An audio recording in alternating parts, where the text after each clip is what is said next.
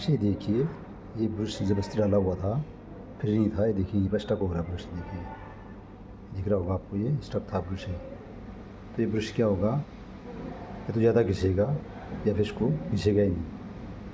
ये देखिए टच हुआ है, फिर पकड़ा हुआ दबा हुआ दिख रहा होगा आपको, देखिए निशान दिख रहा है इसके ऊपर आपको, देखिए ये। तो जब ब्रश डालते हैं, नया ब्रश डालते हैं तो उसको फिर जाना चाहिए ब्रश में, स्लॉट में जो है, कार्बन ब्रश जो है ब्रश होल्डर में फिर जाना चाहिए। देखिए ये फंस गया था यहाँ पे जाके। Thank you.